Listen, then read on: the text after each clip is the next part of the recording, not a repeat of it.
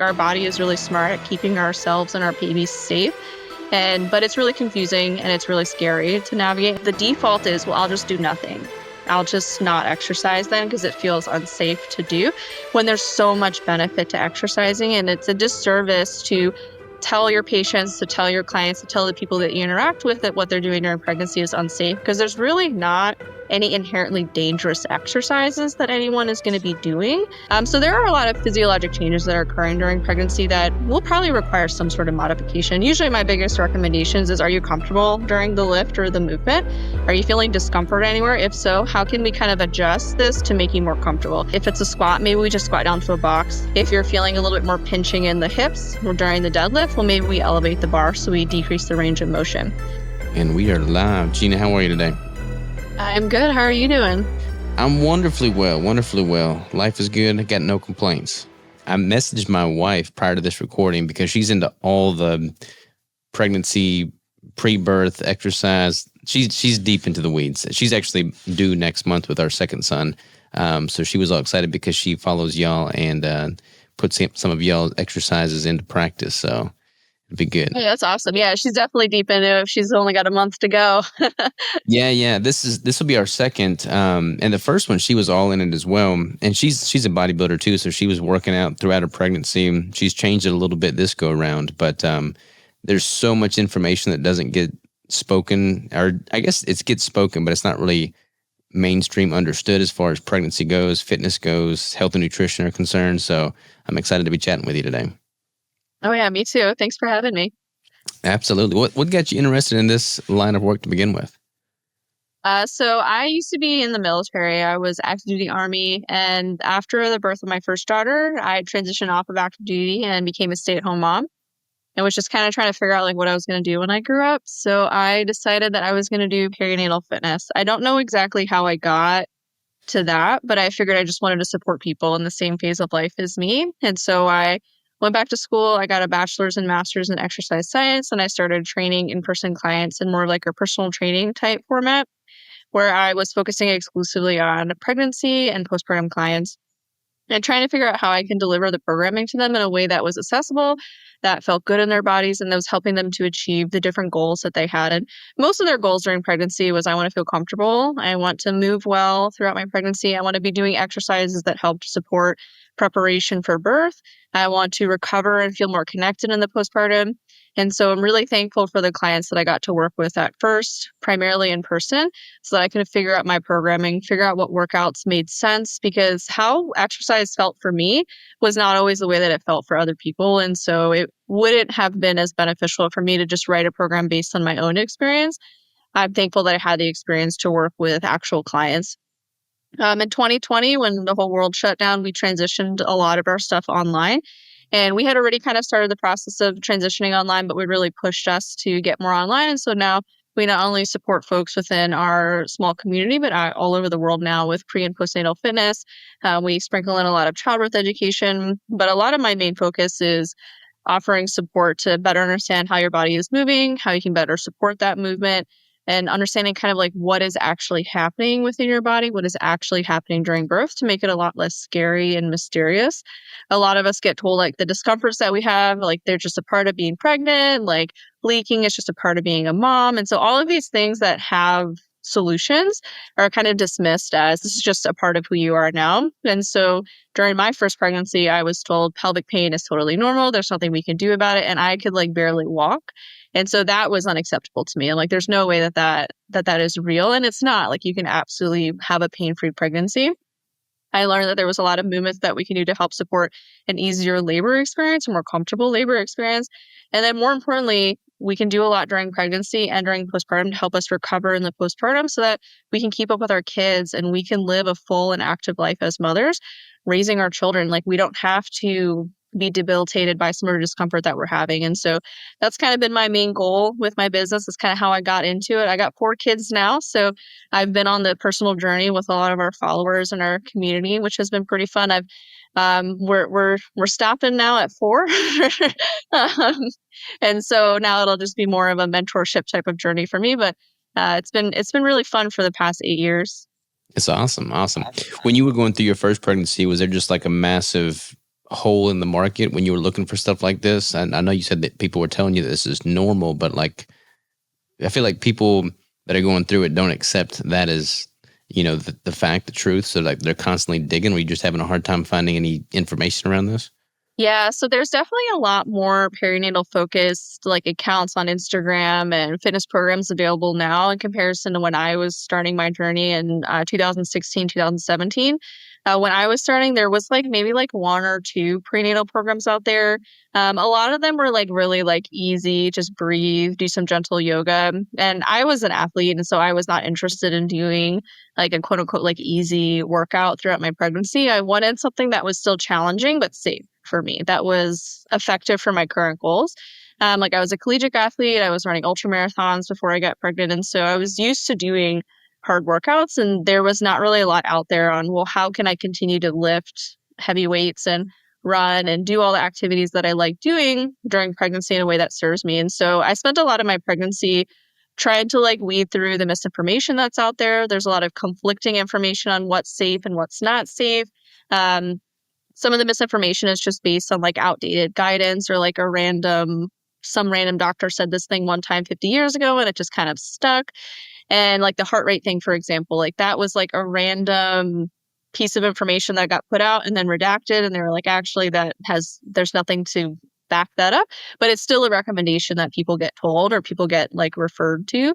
And so there was a lot of just like feeling really confused on what I was allowed to do, like what was safe for me to do. And so I surprisingly was able to kind of reel myself back and just really tune into what felt good in my body and kind of explore movement in that way. I would just kind of modify workouts that I was doing based on like figuring out like, okay, what misinformation is probably correct and which one's not correct, which ones do I feel comfortable with. And so it was a really confusing pregnancy, and I was able to stay very active throughout. I did develop some SI joint and pelvic pain that I was able to resolve by seeing a chiropractor and working with some PTs. But overall, just was like really confused and like kind of scared of movement. And a lot of people that reach out to us on Instagram and like on YouTube, they're concerned. They're like, I was told I should never lay on my back. I should never twist. My heart rate should never get up this point. And so a lot of the prenatal guidance that a lot of us get exposed to is a long list of don'ts, but there's not really like a list of, but you can do these things, and this is how you can do these things safely, and this is how you can move in an effective way. And so it gets really overwhelming and it gets really scary. And so the default is, well, I'll just do nothing. I'll just not exercise then because it feels unsafe to do, when there's so much benefit to exercising. And it's a disservice to tell your patients, to tell your clients, to tell the people that you interact with that what they're doing during pregnancy is unsafe, because there's really not any inherently dangerous exercises that anyone is going to be doing. It's just like, unless you're something that has like a really big fall risk, or there's like really that's like the only type of dangerous exercise that somebody could do during pregnancy. Like our body is really smart at keeping ourselves and our babies safe. But it's really confusing and it's really scary to navigate. And my first pregnancy was really scary in comparison to my next three, when I was much more informed based on my own study in my academic programs, my own study on my own, working with clients of like what made sense. And those pregnancies were so much more comfortable. I felt so much more confident. And that carried into my labor, that carried into my motherhood journey. And so my subsequent journeys were so much more empowered and so much more positive compared to my first. Gotcha, gotcha. Totally correct me if I'm wrong here. You've been pregnant 4 times and I've yet to be pregnant. But I'm assuming what I've heard is like, as you're an athlete, for instance, because a lot of these listeners are athletes, whatever your body's used to doing and is acclimated to do currently, like you can pretty much continue that throughout especially the early phases of pregnancy. Like if you're a runner before getting pregnant, continuing to run while pregnant makes sense. If you're a lifter beforehand, continuing to do that makes sense. You might not want to like totally introduce something new, to that extent or that extreme once getting pregnant. But if you're already acclimated to it, your body's pretty resilient to continuing that, right? Yeah, so there's a little bit of nuance to that. You can absolutely continue workout programs that you've been doing at a fairly high intensity. I would say like in the first and second trimester, you might want to lower intensity just a little to maybe like 70 to 80%, maybe up to 90% effort levels.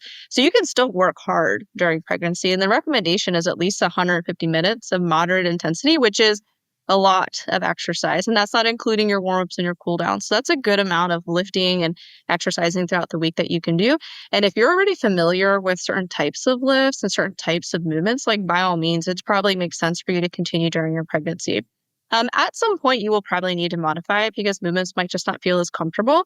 Like you get this big belly that kind of gets in the way of everything. And so instead of doing like a normal squat, maybe you do a box squat or you widen your stance a little bit. Instead of doing like a conventional deadlift, maybe you do sumo or you elevate the bar, or maybe you adjust to using like kettlebells or dumbbells or bands.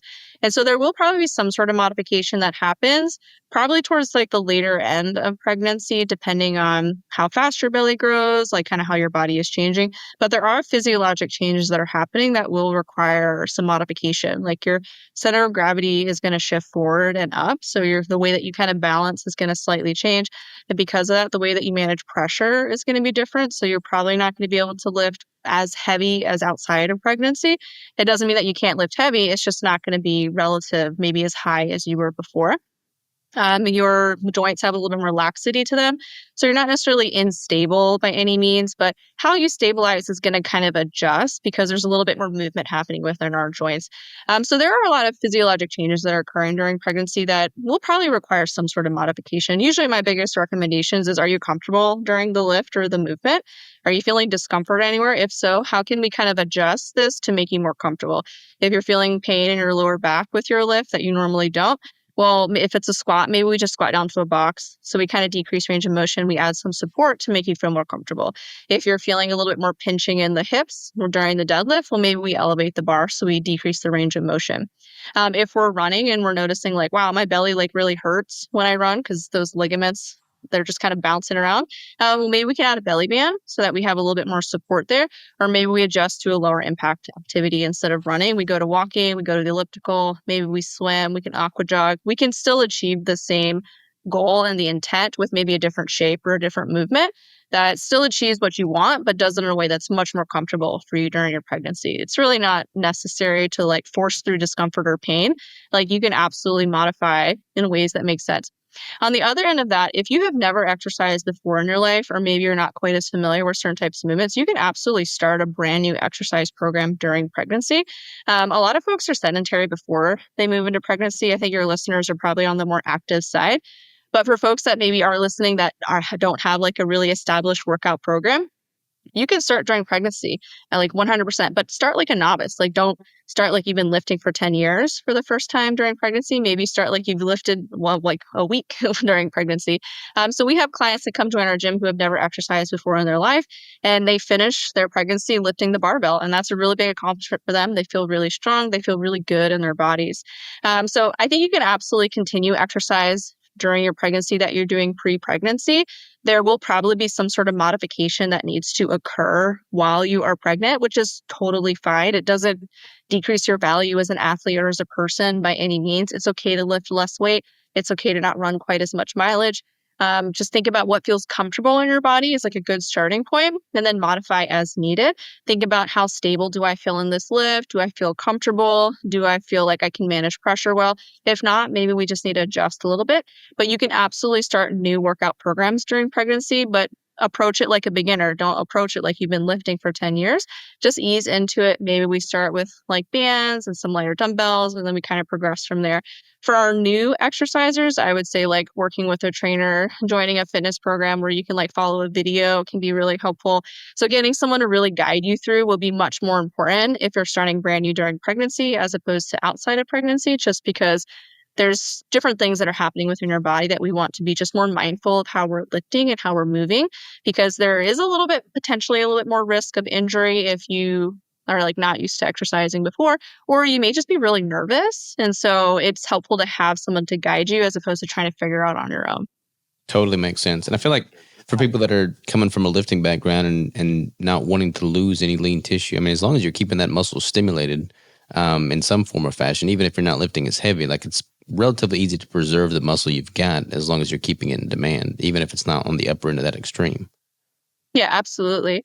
So for me personally, like I was lifting weights before I got pregnant for the first time. I've continued to lift weights throughout all my pregnancies, lifting weights in between. I'm not like a power lifter or like Olympic weightlifter or anything. Like I don't compete as a lifter, but I did compete previously as a runner before I got pregnant, and so now I'm currently training for a marathon. Haven't run in really in like 8 years, and it's coming back to me really fast because it's something that I had been doing for a decade before. And so I'm a firm believer if you've been doing it, it's going to come back to you quickly. And this is just a short phase. Like pregnancy, I would say maybe like the last 3 months, you might notice that your weights have to lower a little bit. Maybe we have to accommodate a little bit for how we're feeling in our bodies, but it'll come back quickly in the postpartum, especially if you are mindful with your progression in the postpartum and not rush the process.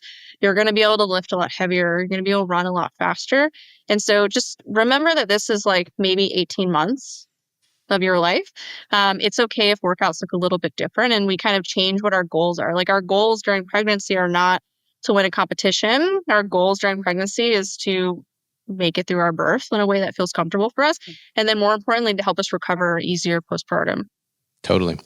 When it comes to athletes, people that are lifting, people that have muscular development, that's typically always seen as a positive by most people's standards. You're more flexible on average. But when you're actually going into labor and the birth is looming, is there any drawbacks to having that, just muscle density and tightness and what you would think of from a lifting standpoint, like when you're really needing to just allow the body to relax and open up and just totally be at peace? So there is some controversy about this. There are people that work in birth that believe that if somebody's lifting weights, if they're doing CrossFit, if they're powerlifting, their pelvic floors are going to be so tight that their babies cannot navigate there, and they're going to have a C-section. So the thought is, if you lift weights, you'll have a C-section because your pelvic floor is going to be way too tight, or you'll have a really long labor. There's some nuance to this as well. Like just touching a weight doesn't automatically make your pelvic floor really tight. I think what's really important if we're lifting weights throughout pregnancy and just exercise in general is to pay attention to the directions of movement that are incorporated within our workout program. So a lot of like squats and deadlifts and traditional lifting programs are very sagittal plane, very front to back. Like everything is extension and external rotation, extension and external rotation. And so if we're always emphasizing this one movement plane and this one movement pattern, there's going to be some changes of tension within our pelvic floor. And so if we're always emphasizing like the squats and the deadlifts and the cleans and the snatches and everything is in this direction, we're going to have a very tight back half of our pelvic floor. We're probably going to favor a lot of extension and we're going to favor a lot of external rotation, which are great positions for power. That's how we generate power to come out of lifts. That's how we propel ourselves forward. So a really great place to be if you want to be very athletic. However, we also need to incorporate side to side type movements and also rotational movements. So we need to be in the transverse plane and we need to be in the frontal plane. And so if we are incorporating our main lifts with our bilateral movement, so both legs and arms moving at the same time, we have our squats, our deadlifts, squat or clean, snatches, everything that's extension, external rotation, extension, external rotation, in addition to can we add in some abduction and adduction? So our side to side movement. So maybe we're doing like side lunges. Maybe we're doing lateral band walks. We're incorporating movements that are strengthening the side glute musculature and the inner thigh musculature, especially the inner thigh musculature. Your adductors and your inner thighs are incredibly important for one, pelvic stability, but also helping you to create space in the bottom part of your pelvis and the back part of your pelvis. And so muscles only have the ability to pull. And so the adductors help to pull the bottom of the pelvis open, which if somebody does have a tight pelvic floor from lifting, they're going to see issues when they're like 8 centimeters and they get stuck, or they push for like 4 or 5 hours and their babies won't come out and then they have a C-section. That's going to be why. I don't want to blame anybody, but the inner thighs, we need to strengthen them to help pull the bottom of the pelvis open. In addition, we need to strengthen the hamstrings because those also help to pull the pelvis open. And if we always favor an extended position, so we're always in extension to generate power, we're going to have a hard time finding a rounded position. So can we bring movement side to side in addition to rotationally, not just in the rib cage, but also in the pelvis? And so within our hips, we have external, internal hip rotation, which is how is the hip or the femur moving in the socket, versus pelvic rotation, internal and external, which is how is the pelvis moving on the femur. So similar, but like it's kind of like what is the anchor point? We need to be able to find internal and external hip and pelvic rotation. if you're an athlete, the internal rotation is the harder one. So being able to find internal hip rotation and internal pelvic rotation are more challenging. And those are also going to be things that contribute towards those late labor stalls. So you're like 8 centimeters, you've been pushing for a long time. So if we can incorporate exercises where you find closed hip positions, this is known as like a hip shift, which if people are not familiar with that is, just go to YouTube and type in Mom Stay Fit hip shift. So like your hips shifting. And you'll see what that looks like because it's kind of hard to explain. But essentially it's the pelvis rotating towards the femur. So you're going to feel a little bit more of a stretch in like your glute area. This is stretching like the back half of your pelvic floor where your sacrum is attaching. And this is creating a lot of space in the back half and the bottom of your pelvis. And so we want to be able to focus a little bit more on the inner thigh strengthening if you're an athlete. We want to focus on more of the internal hip and pelvic rotation to create that space in the bottom part of the pelvis. And we want to focus on more back rounding. So can I release my lats and round in my back? We have a whole free birth prep circuit that kind of addresses all these common issues that athletes have and just women in general have during pregnancy. And so we have exercises to help to release the backside of the body. We have exercises to help you find a hip shift. We have a few different variations. So those would be like my main recommendations. If somebody is an athlete, they love lifting weights because I love lifting weights, but they don't want to have complications during their labor. Touching a weight does not automatically make your pelvic floor tight, but only moving in one direction in the same movement pattern all the time can.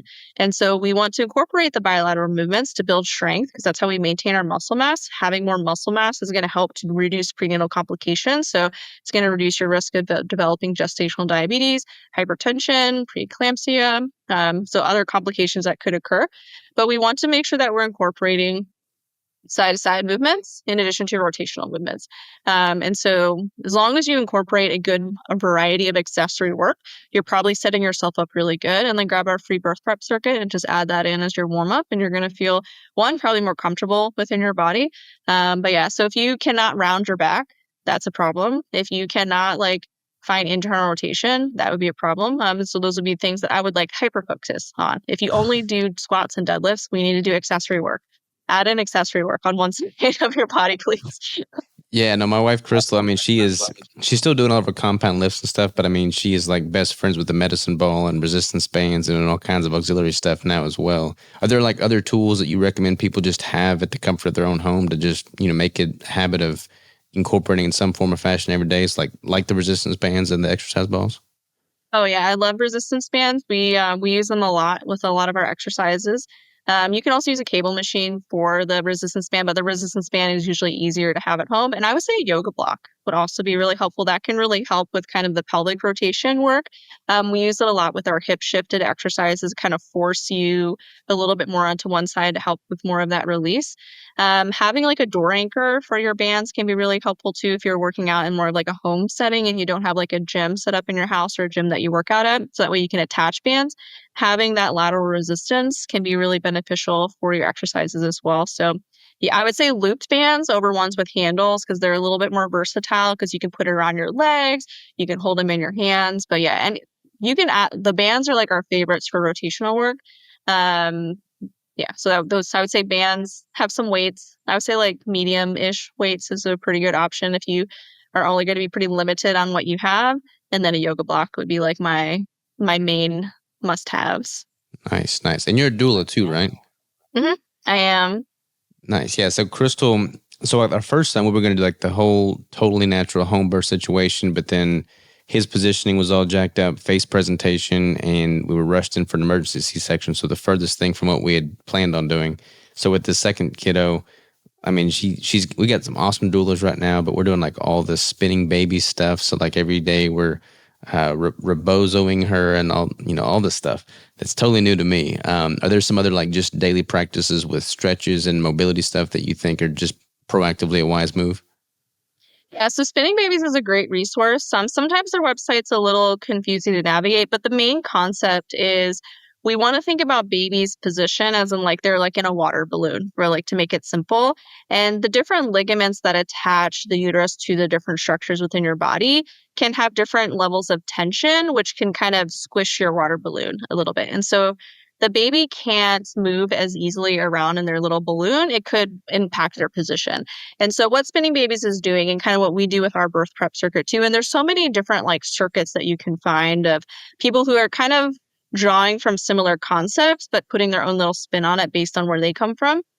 With Spinning Babies, the big thing that we're doing is we're releasing the different uterine ligaments. So we've got like the broad ligament across the front of the uterus. So if baby's movements are like kind of painful, like their kicks and their rolls like kind of hurt, that ligament might be really tight. And if that front ligament is a little bit tighter, it could be a little bit harder for baby to drop into the pelvis. And so doing like a belly lift, you can do it with like a rebozo where you lift the belly and kind of gently shimmy it. That can help to release that ligament. I also find like just pelvic tilting where you kind of like lift your belly up and in can help to release tension in that ligament. So that's like one way to release that one. On the front side, we also have the round ligaments that run vertically. So they run from kind of like the middle of your uterus to your labia. So if you have like lightning crotch, which is like a sharp electric feeling in your vagina, I know that you don't know what that feels like, but just imagine someone I've just heard about shocking you it. just in your in between. Doesn't feel great. But it'll be like a sudden thing and then it goes away. Or if you have pain a little bit to one side, with sudden hip extension. So when you stand up and there's like a sharp pain like in your lower abdomen, those are your round ligaments. So things like hip flexor releases can be helpful for that. You can also do like inversions. So like a forward leaning inversion is a move that we include in our birth prep circuit and is also part of like the Spinning Babies daily essentials or their they used to call it their three sisters, but I think it's called three balances or something now. So the forward leaning inversion can help to kind of stretch those out. Hip flexor releases are really great for that. I like to do something called a 90-90 side camel. It's kind of like a shin box flow where you like extend up in your hip a little bit. Again, if the listeners are like, I don't know what that is, Mama Stay Fit side camel in YouTube and you'll see what it looks like. So anything that kind of releases that area, you can also like massage it on your own, which can be really helpful because you'll feel the band from the ligament. And then at the very bottom of the uterus, we have uteral sacral ligaments. So these attach the bottom, like cervical area to your sacrum. And if those kind of like get tight or twisted, it can make it hard for baby to one, get into a head down position. So if baby is kind of stuck in breech, sometimes it's because those ligaments have kind of decreased the space in the bottom of the uterus. Or if baby can't get into like a good chin tucked position, it can also be that. So inversions are really helpful for that. For inversions, you would just do them like once or twice a day to kind of release, and you would hold it for maybe like 20 to 30 seconds or like 3 really deep and slow breaths. But with the forward leaning inversion, you'll feel more of like a stretch kind of in like the lower back sacral area and maybe in the round ligaments.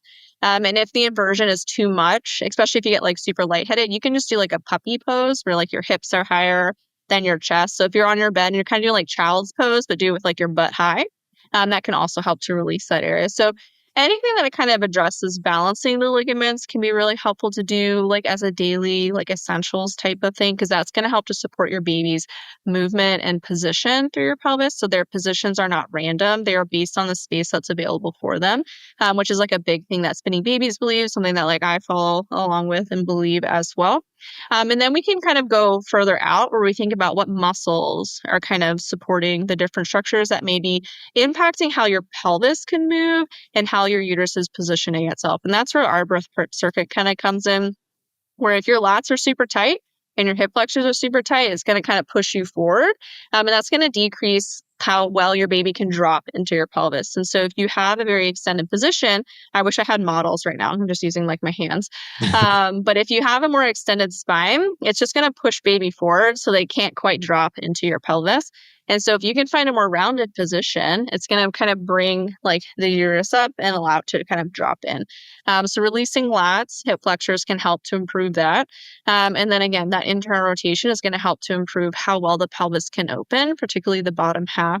And that back half of the pelvic floor tends to get very tight for like everybody, but a little bit more so for athletes who very much favor like the bilateral compound movements. So yeah, there's a lot of stuff that you can do to help support your pregnancy comfort. But I would say think about, can I balance my ligaments, which the Spinning Babies like three sisters or essential movements can be really helpful for that. And then we can think about the surrounding structures. What else is surrounding my uterus that I feel like I can release tension? And you can see professionals to help support you with this too. Spinning Babies has like body workers on their website. You can see a Webster certified chiropractor. They really address how well the pelvis is moving. You can work with like a massage therapist. Like I saw, my massage therapist during pregnancy was awesome to like helping me to release tension.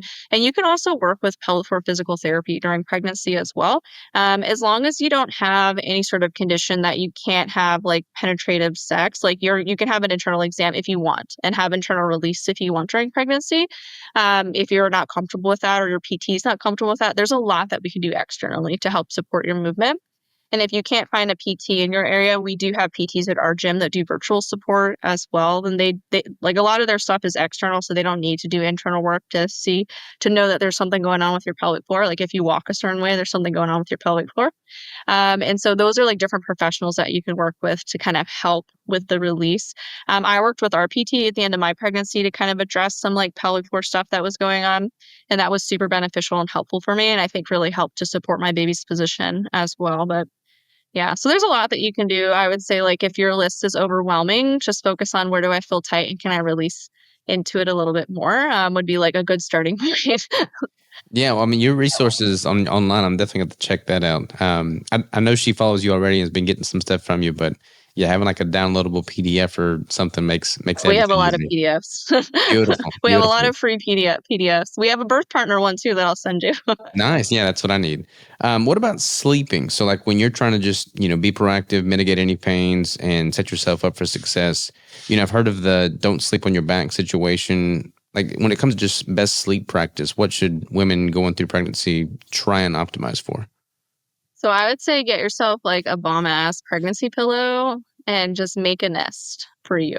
Adding a lot of additional support is going to be really helpful to keep yourself comfortable while sleeping, which can feel very elusive during pregnancy. I suffered from a lot of pregnancy insomnia, also probably some pregnancy anxiety, and just like had a hard time getting comfortable. And I think that's pretty common for a lot of folks. So things that you can do during the day is try to increase your magnesium intake so that can help you kind of rest and relax before you go to sleep. You can do like meditations or more mindfulness practices. Gentle Birth has an app that you can use that has like meditation specific for pregnancy and for birth. You can find some like hypnobirthing ones, YouTube or like Peloton. There's so many different like meditation things. I think like Insight Timer or something like that. Do something to help kind of down regulate yourself before you go to sleep can be really beneficial before going to bed. When you're sleeping, using the pregnancy pill to find different comfortable positions can be super beneficial. Ideally, you don't have to be off your back during the first 2 trimesters if you feel comfortable on your back. Like it's usually not an issue until maybe the 3rd trimester. If you wake up on your back, it's usually not a problem. But if you do prefer being on your back, because so for me, I started having a little bit more heartburn towards the end, some pregnancy congestion to where being flat was just really uncomfortable. You can take your pregnancy pillow and kind of like fold it in half to make like almost like this C. I don't know how old you are, but those like blow up chairs or like Hmm. beanbag chairs like that. Make that, and then you can lean on it, and then you're inclined, and then you can usually that's pretty comfortable to sleep in during pregnancy. And then you can use a pillow to lay on your side or either side. And it's okay to flip sides. Some folks have been told that they can only lay on their left side. And they're like, but I hate my left side. My right side feels more comfortable. Sleep on whatever side feels most comfortable for you. It's okay if it's your right side. This is where kind of like the fear mongering comes in for pregnancy that makes it scary to exist as somebody who's pregnant. Sleep on whatever side feels most comfortable for you. If you're having more like hip or pelvic pain while sleeping, make sure that the knee and the ankle are generally aligned to one another, and then you can squeeze like a pillow or something between your legs before you switch sides. It can be a really helpful thing to do.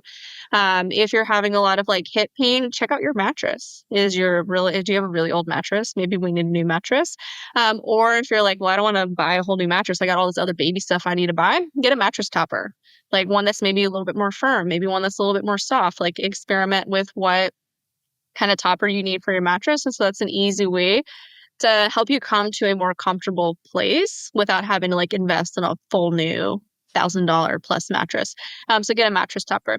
The other thing that you can do is you can also take like a small pillow or like rolled up towel and put it underneath your waist. So like in between where your ribs and your pelvis are, that little gap right there, just putting like something small, like maybe like 2 inches in diameter, like right there could help prevent you from just being like completely like conked over to the side. and adds a little bit of support. Or you can use that same one to put under your belly, like kind of vertically, like aligned with your torso, can help to add some support. So there's a lot of different sleeping positions that you can do. We do have like a YouTube video that I can send you that has some different ideas on positions to do while sleeping using a gigantic pregnancy pillow. But yeah, there's going to be a little bit of experimenting. It's okay if you wake up a lot. So pregnancy insomnia can be pretty common. I would say increasing magnesium is like a good way. You can do like different lotions on your legs too if you get like restless legs. Doing some meditations and then trying to find as comfortable a position as possible. For me, I was just like, husband, get away from me. I am in my nest. I need my space so that I can move freely. Yeah, for us, it's like our 3-year-old is just all about snuggling with her. So he's just jumping up in the bed, and she's like, "No, I'm in my cocoon right now. Don't mess with me." So that's been interesting for sure.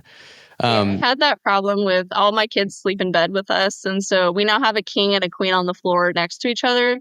And so I just like slowly try to like migrate each Yeah. child to like my husband. But my third daughter, she just kind of crawled into the nest and just slept with me. And I was like, yeah, whatever, it's fine.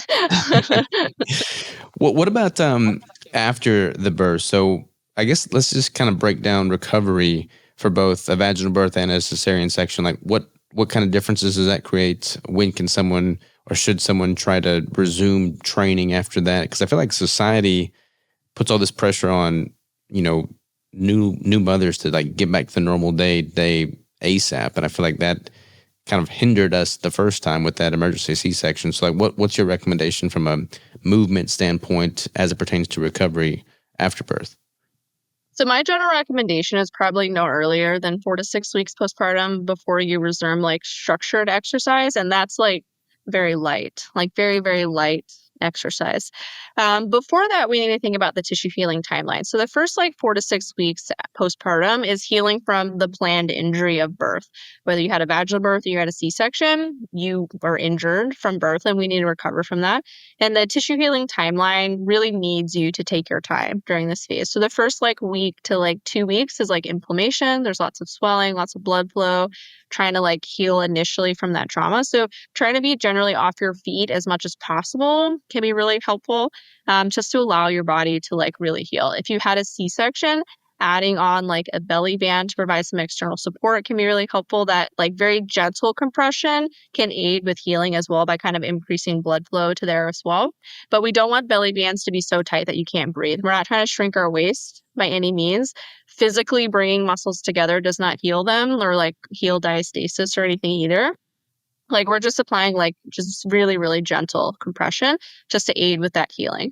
After, if somebody's had a C-section as well, you can also add in some desensitization work at this time where you're just kind of touching generally around the incision site with like different types of textures. So like a makeup brush, a Q-tip, your hands, maybe like a scarf, just to kind of reset the sensation in that area. So if somebody has like a lot of sensitivity or a lot of numbness, doing desensitization work can be really helpful for that. After about like the first-ish week postpartum, this is where the placental scab is going to come off. And so you may notice like a slight increase in bleeding for a few hours. You might notice like a clot come out. But after a few hours, it should go back down. And around this time, we're also moving into like the next phase of tissue healing, which the tissue is like starting to rebuild itself. It's starting to get a little bit stronger, but it's still in a very like immature phase. And so if we usually start to feel a little bit better at this point, you don't quite feel like you got hit by like a really big truck anymore. It's just like a minivan at this time. So you're still like not quite there, but you feel much better. It's like a significant difference. You're like, wow, that dump truck last week was huge, but this car much smaller. So we're still in a healing phase, but you feel much better. And so this is usually when folks start to like push it a little bit too much.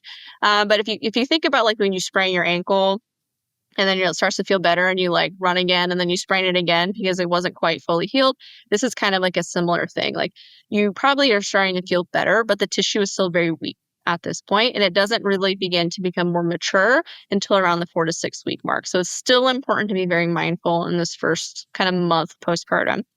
But this doesn't mean you should do nothing. Like you should still move because there's going to be like muscles are going to atrophy. Like you're going to be uncomfortable if you just stay perfectly still in bed for 6 weeks. So you could do like gentle mobility. You can do breathing exercises, which is really a great way to connect with your deep core and begin to rebuild that process. You can do like really gentle core exercises. You can start integrating some walks as well. But it's all like very loose. There's no like protocol. There's no like do 8 reps of this many times. Just like exploring how movement feels in your body and really just like being in your little postpartum bubble with your newborn baby and just primarily focus on bonding with them. Like the exercise portion is like kind of an afterthought. Like if you're sore, do some extra mobility to feel better in your body, but we're not trying to like crush it right This is now all by week any 2, means. right? This is like the first month. Like you Okay. are kind of doing this like gentle movement type of stuff. We have like a whole free early postpartum recovery course that people can follow where I like gently guide you through. Because some folks like need someone to tell them to like sit their ass down. And I will do that for people because it's really beneficial to sit down and rest in this first phase to allow your body to just heal from this very big event of giving birth. Something that was really helpful for me to help kind of rein myself in was remembering that the only body that has created life is the postpartum body. And that is really incredible. And like, you can't beat it. Like, you can't, I literally made a person. Like, that's pretty cool. Like, if I ran an ultra marathon, people would not be like, oh, why aren't you already running again? Like, why aren't you back to your normal workouts? No, they'd be like, oh, yeah, you should totally rest for like a few weeks and like regain yourself. Yeah, you literally created a life. Rest for a month. It's okay. After kind of this first month-ish, and it can vary from person to person depending on like, did you have a lot of bleeding? Did you have a C-section? It might get closer to like the 6 to 10 week mark. It's okay. Like this is a really, really short phase time. After that, we can kind of ease into exercise again. And it's very slow. It's very mindful. It's kind of like baby stepping our way back. So think about like you're restarting a workout program. And this is a really good opportunity to kind of train out all those bad habits that you had pre-pregnancy. Because I had some bad movement habits that I just was like compensating for because I wanted to do my lift. But now I'm forcing myself to start all over, and my lifts felt so much stronger. I was lifting so much heavier. I was running without pain because I took the time postpartum to like rebuild. And it's not like 7 years. It's like 3 months to Mm-hmm. focus on more like the rehab kind of rebuilding time frame.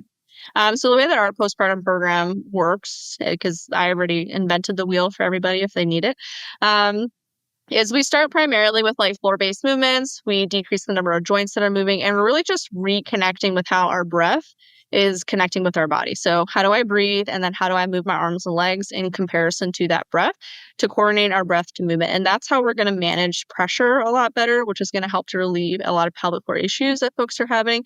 And that's going to help you lift heavier too. And then we just like slowly add on. So week 1 is like a kneeling squat.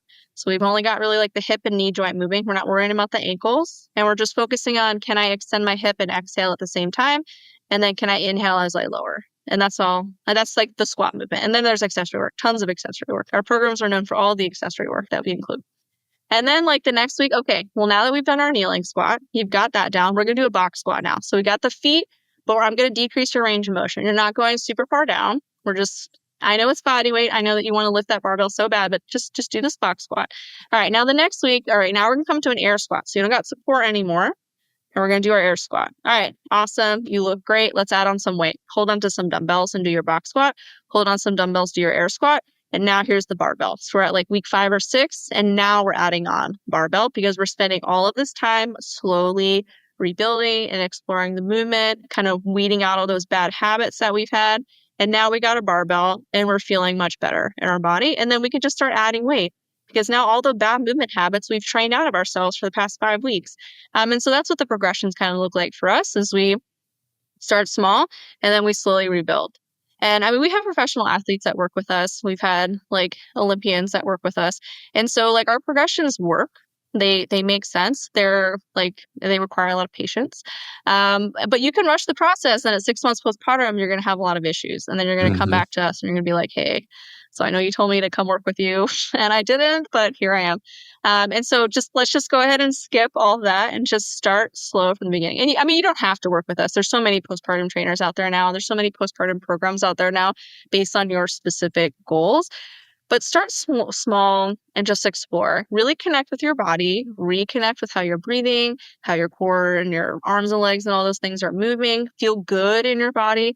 And then know that there are going to be hiccups because you're not pre-kids training anymore. Now you got a little human who goes through their own little phases. So you'll get into your little string of exercises. You're like on target, and then like they have a sleep regression and you're like, I slept 3 hours last night. All right, maybe we're gonna do 20-hour workouts or 20-minute workout today.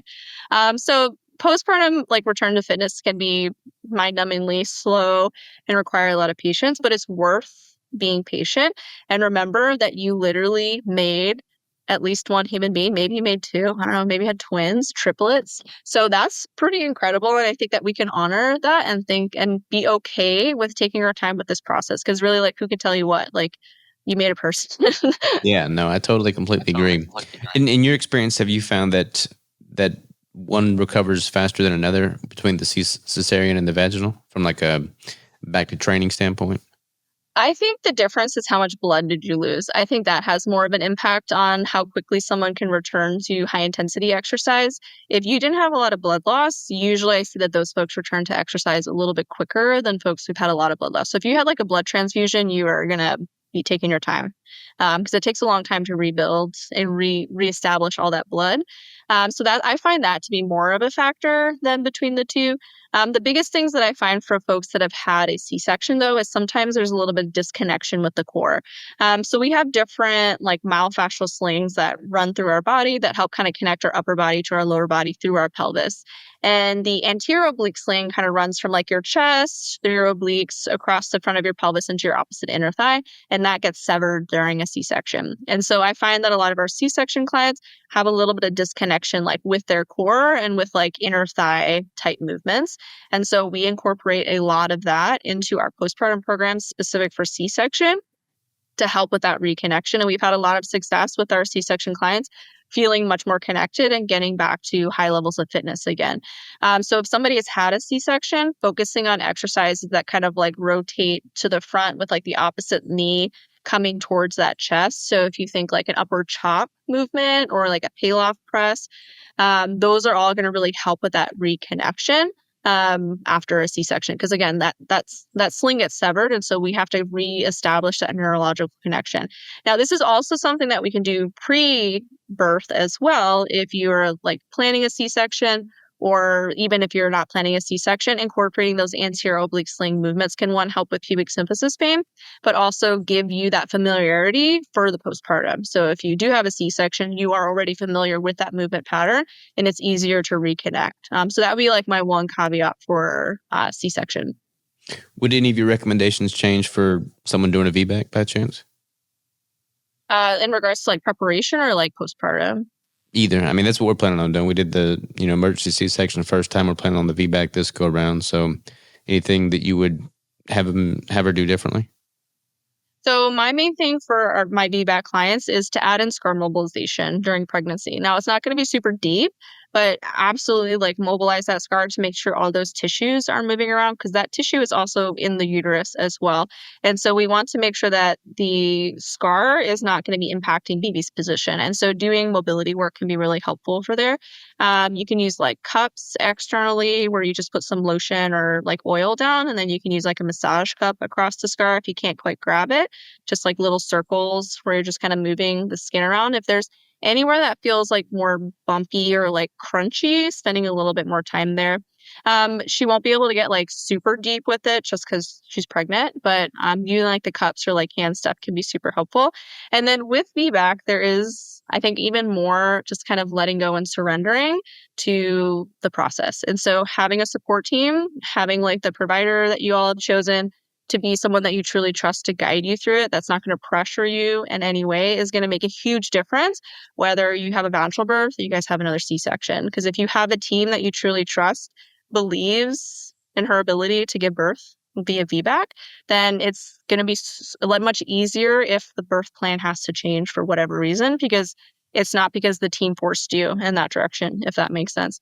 So I find having like a really supportive provider and a really supportive support team is huge, and for everybody, but especially for VBAC when there is almost this like pressure to have a certain type of birth as like a redemptive or to make up for the lost time. And so having that supportive team can make a really, really big difference, regardless of what path you have, and the ability to surrender, to know, hey, I've done everything I can to prepare myself the best that I can for this birth.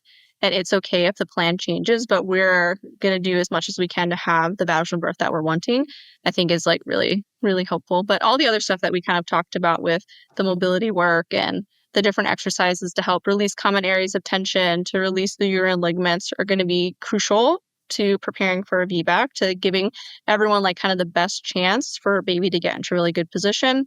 I would focus even more so on like mindset stuff as well, of like releasing and surrendering. And I would say that for any athlete, learning how to surrender and like let go of the ego is huge when it comes to labor, because sometimes contractions are harder than we thought they were going to be.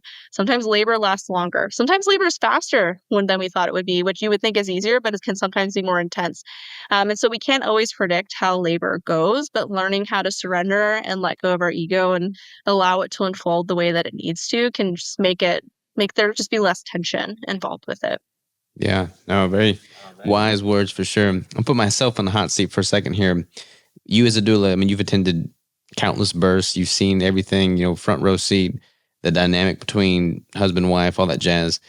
What is like the worst thing I could do? What's the best thing I could do? Like, how should I set myself up for success to be the Oh best gosh, the partner I worst thing can you for can her? do, the worst thing you can do is eat a tuna sandwich.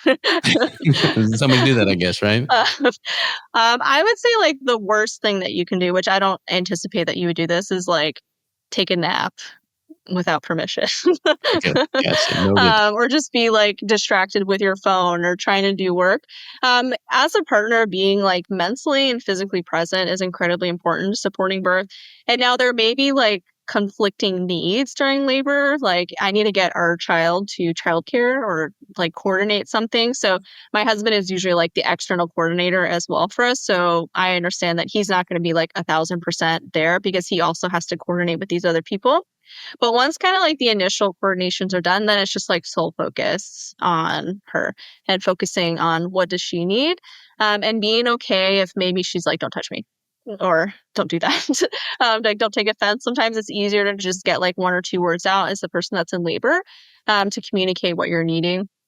But being physically present and being mentally present are huge. And so if you are the primary communicator with people outside the space, like maybe we don't need to give everyone minute by minute updates. Maybe they get it like, we're in labor, we'll let you know the baby's here.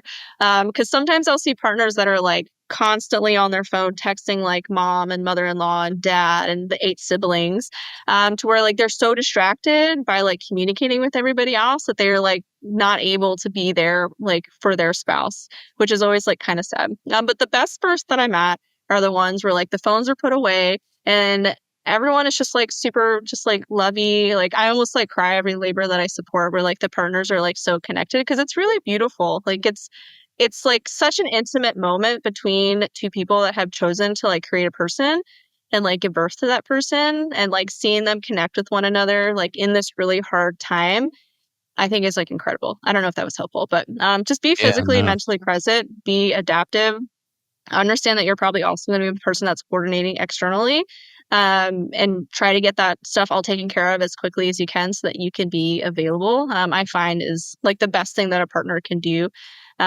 is to just be there like physically, and then learn how to do hip squeezes, learn different comfort measures. So my husband had like a checklist of things that he knew I liked.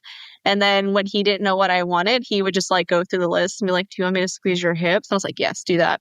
He's like, do you want to use the shower? And I was like, the shower sounds great. And so he just had like a little list that he would go through. If you guys have a doula, even better. They'll just tell you the answers to the test, where they're like, would you like to try the shower? It's like, ask her that. I have had that backfire like once or twice, where I like tell a partner, like, ask her if she wants a tissue because her nose is super runny. And then she was like, how dare you ask me that? And I'm like, that was me. I'm sorry. But otherwise, like, as long as you're physically and mentally there and you are willing to suffer alongside, it'll be good. All right, good. Noted. Noted. Yeah, it'll be here before you know it next month. So I'm taking notes for sure. I will say also make sure that you eat and drink fluids too. Because I have had partners like just like fall out because they were not taking care of themselves during the long labors. So still make sure that like you are also drinking anything. Gotcha. I will definitely do that. Tell me about your book. So my book is called Training for Two. It is all about how you can use prenatal fitness to stay strong throughout your pregnancy. There's a lot of modifications in there for lifts. So some of the reviews that we've had was this is for athletes. And I'm like, it says that on the cover. So we have lifts in there and how you can modify like all of the compound lifts. So your squats, your deadlifts, your hip thrusts, your bench press, your rows. Because you should absolutely lift weights throughout pregnancy because it's helpful for you. It's going to help you stay more comfortable, but you might need to change how you do it. So we offer those modifications. And we also offer within the book ways for you to stay pain-free because pain is not a requirement of pregnancy and it's not a requirement of motherhood. You can absolutely not have pelvic pain during your pregnancy. And so we have a whole chapter that's just on avoiding pelvic pain or resolving pelvic pain, how to overcome some pelvic floor issues, how to sleep better, how to avoid tailbone pain. So there's tons of common ailments that we have within the book that we provide movement solutions to. Within the book, there are pictures in addition to written descriptions and QR codes to videos because I learn better from watching a video. Some folks learn better from reading or looking at a picture. And so we offer those different like modifications or offerings within the book. There's also a whole section on labor. So how do you move your body during labor? How do you do different positions to create different types of space within your pelvis? What are some counter pressure techniques that you can do? So we include some comfort techniques. We include labor positions. We have a whole section on birth prep. And then there's one small chapter on early postpartum recovery so that you have like a guide on what to do to help you after you give birth. So yeah, so it's designed for the athlete, but anybody could use it technically. But the reviews are you have to be an athlete to do this. But yeah, I mean it's made for an athlete. That's what the cover says. Yeah, no, kudos to the athletes for sure. That actually spawned another question. So, as an athlete, I mean, you're typically in tune with your body. You know what feels right. You know what doesn't feel right, and you can kind of adjust accordingly. Same is true in labor. Do you have an opinion on this? Might be controversial, but like those that opt for the epidural and things like that. If you're losing sensation in certain regions, you may not be able to make those manipulations on the fly as well because you've lost feeling. So, you do have a thought on that, one way or the other? So there is some nuance to it as well, just kind of like everything. I'm not anti-epidural, and I'm not like everybody needs to give birth without medication. I do think that there is benefit to giving birth unmedicated or without any sort of pain medication, and I do think that you keep more intuition with you when you don't have pain relief. So one thing that happens during labor is as your baby is kind of descending and moving through your pelvis, you will just intuitively move in a way that creates space for them, which is incredible. I've witnessed this in like pretty much all of the births that I've supported where somebody does not have an epidural yet. They will kind of move in a very subtle way that's creating the space that their baby needs. And this one lets me know when there's issues so I can offer more movement recommendations or we can try to address it before it becomes more of an issue. But it also really helps their babies kind of navigate through the pelvis a little bit more easily. If there is an issue, it's also much easier to address it with movement when you don't have an epidural because you can move much more easily. Now, if somebody has been laboring for a really long time and they are exhausted to the point where their labor is starting to stall out, or they are fighting all of their contractions, like they cannot release to them, this is where epidurals can be good tools. And so I like to think about like birth interventions and options as tools that are available to us if we need them or we want them, not necessarily like mandatory for everyone to get, but also like not an option for everybody either. Like we should explore them as we need. And so if you are exhausted or you are fighting your contractions, this is where epidurals can be a really good tool. Or if you're starting to develop a complication that maybe may lead to a C-section, like you're starting to have more of a fever or like baby starting to get into more distress, like these could be reasons to consider an epidural because we would like you to be awake if you have a C-section, if you want to be awake. But ideally, most people want to be awake when their babies are born. And so if it seems like maybe we're heading towards an emergency, this is where an epidural may also be a good option as well so that you can be awake for that. But typically what I'm normally going to see is someone's really tired. They've been laboring for 3 days and their contractions are totally spacing out and they're exhausted. Well, let's get an epidural. Let's get a good nap. And then we'll probably wake up and be 10 centimeters. And that's usually what happens. If somebody is fighting all their contractions, so they're kind of like stuck at a certain dilation for a really long time, maybe we should get an epidural and then we can relax. And then usually like they relax and then they're 10 centimeters. So those would be like two instances where I say an epidural, the benefit, it may outweigh the benefit of having that intuition and that freedom of movement. Um, but yeah, and then it's also just your own comfort and the experience that you're wanting. If you don't want to feel contractions and that doesn't feel important to you, then don't feel contractions. So I think it is personal preference. For me, my personal preference was to give birth unmedicated. I found that it allowed me to be more connected to my body. I felt like my recovery was easier. I had an epidural for my first, and my next three I gave birth at home. I felt more connected to my body. I felt more connected to my baby. I can actually feel my baby like moving through my body. It made pushing a lot easier for me. So I felt really empowered from giving birth unmedicated, but I also had uncomplicated labors. There was no like issues during my labors to where like I would have considered one.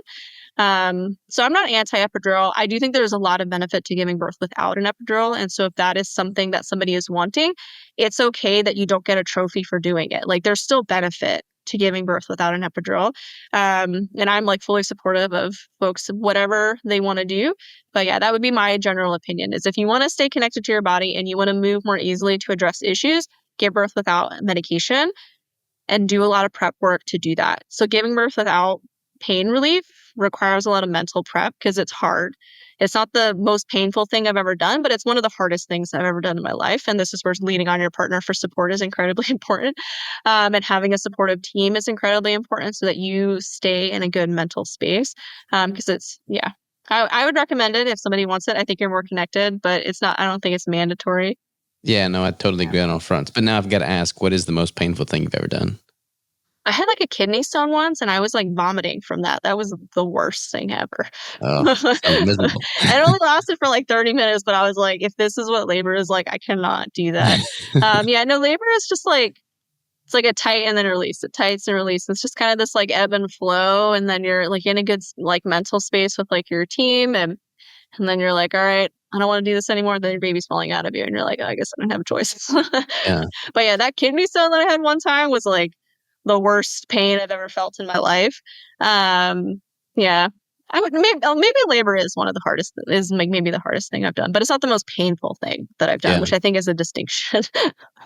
No, you're a wealth of knowledge, Gina, for sure. I mean, for me, just going through this with my wife, I mean, she's diving super deep into it, has since she was pregnant with our first, and it's like there's so much information out there, and the general public doesn't know a lot of it. Like it's not common knowledge. As far as like the nutritional manipulations you can make, as far as the habits, routines, mobility work you can do, as far as what's standard practice in a hospital setting versus a home birth setting. There's like just a whole world of different options out there that I feel like everybody that's thinking about having a kid would benefit from brushing up on learning. So thank you for doing exactly what you're doing there. Where do people go to get the book? They can grab it wherever they buy books from. So like Amazon, Barnes& Noble's website. I think you can only get it online right now. But the book is called Training for Two. And you can also learn more from us on like our Instagram. We have a YouTube channel. It's called All Mama Stay Fit, or it's like Namaste, but with an M at the front, like Mama Stay Fit. You can find us on Instagram, on YouTube. We have a podcast called the Mama Stay Fit Podcast, which is really heavy on like the birth and the postpartum timeframe, but we do bring some experts on to talk about pelvic floor work and chiropractic and all that good stuff. But offer tons of free content. We also offer our paid courses with our childbirth education course and our fitness programs. If you don't want to reinvent the wheel, we've done it for you, both for pregnancy and for the postpartum. We're definitely a little heavy on the athlete side because I'm an athlete and I wanted a program that I could do during both phases, but we accommodate our programs to where like really anybody could join them. Awesome. And you're doing this alongside with your sister? Yes, she is a labor and delivery nurse, and she's a student midwife, so she's almost done with her midwifery degree. So we've got a good blend between the two of us with the fitness birth doula side and then the more medical side. We balance each other really well to provide really, hopefully, somewhat unbiased like care for our followers and for our patients and clients. Because ultimately, like, I don't want to force you to do something that doesn't vibe with you just because it worked better for me. Like, that's not a good way to approach it. That's not a good way to be a supportive person in this space. And so we do a good job of balancing each other. She's a little bit heavier on the medical side. I'm a little bit more on the holistic side, and we kind of bring each other to the center so that we provide judgment-free care for people that want to work with us. No, that's awesome. I mean, just speaking from experience, like having a good team is worth its weight in gold. So y'all sound like a super awesome duo. So I mean, shoot, I would vouch for that, and anybody should benefit or would benefit from having somebody like y'all in their corner for sure. Awesome. Well, thank you for having me. I really appreciate it. Appreciate you, Jenna. Take care.